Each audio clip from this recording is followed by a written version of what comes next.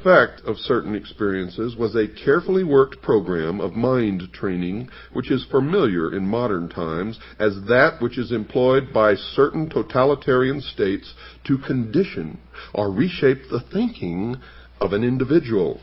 Are you listening to me, all you Freemasons out there who think that you're so smart? Well, you're not.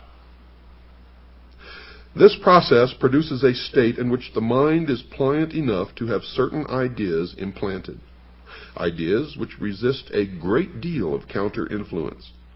This was the secret of the mysteries, this and nothing else. Echoes of such training are to be seen in the rituals of certain secret societies without mystical pretensions which survive to this day. Trials, terror, expectancy, drinking, and the rest. That this fact was known in the past, folks, is evidenced by the words of Aristotle, who was exiled because he was said to have revealed something about the mysteries, and he said this, quote, "Those who are being initiated do not so much learn anything as experience certain emotions and are thrown into a special state of mind," unquote. Well, what was this special state of mind? Folks, it was a plasticity in order that the conditioning might take permanent root. The psychologist William Sargent, the greatest authority on this subject, says in his classic Battle for the Mind, quote, "It seems, therefore, that there are common final paths which all individual animals, though initial temperamental responses to imposed stresses vary greatly, must finally take. If only stresses are continued long enough, this is probably the same in human beings, and if so, may help to explain why excitatory drumming, dancing, and continued bodily movement are so much used in such a number of primitive religious groups. The efforts and excitement of keeping the dance in progress for many hours on end should wear down, and if need be, finally subdue even the strongest and most stubborn temperament, such as might be able to survive frightening and exciting talk alone for days or weeks," unquote. Now, understanding what I just read to you, this quote from Battle for the Mind by William Sargent, can you still say that music plays no part in the conditioning of the mind? That the words in the music is not being entrapped by the subconscious of those young people who dance for hours listening to this music? If so, I think you'd better rethink that position, for it is a form of mind control, brainwashing. Dr. Sargent notes that Chinese experiments in mass excitation, breaking down and reconditioning, are based on the same physiological principles as religious conversion, and also group and individual psychotherapy treatments. Folks, these include the application of tension, fear, anxiety, conflict, to the point where the subjects are uncertain. And in this state, suggestibility is increased and the old pattern of behavior is disrupted. The fact that the devotees of the mysteries were thoroughly conditioned to them and felt that they were important in their lives is seen in much historical evidence. Even in the 4th century of the Christian era, the Greeks were insisting that they, quote, would consider life unbearable if they were not allowed to celebrate those most sacred mysteries which unite the human race, unquote.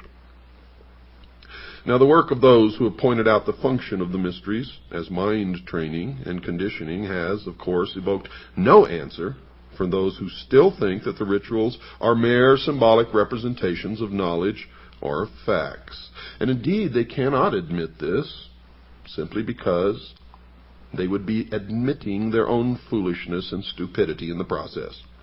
So they will resist at all costs and continue to go to their meetings, for to do otherwise would be to confront their own fallibility. And in human nature, that is one of the most difficult things for any individual to do. We all realize that. It's interesting to note, folks, that the ecstasy which is produced by excitatory methods and is followed by manipulation of the mind is still sought by members of many secret cults who are aware of the scientific explanation. You see, irregardless, even when they know this, they still seek it out, because for them it fulfills some terrible need way down deep inside their gut. Their reaction is that the experience may well be induced by physical methods, but in spite of that, and this is what they say, quote, "It is nothing less than actual spiritual communion with a supernatural power," unquote. This is the point at which scientists and mystics cannot agree. The mystic feels sure that he has experienced something sublime, and who's to say that they haven't? For if you have not experienced it, you have no basis upon which to make a decision. But to experience it is to put yourself in a position to be controlled by others. So we are in a quandary now. How do we explore this? The scientist tells the mystic that it is an illusion. He just simply will not believe it.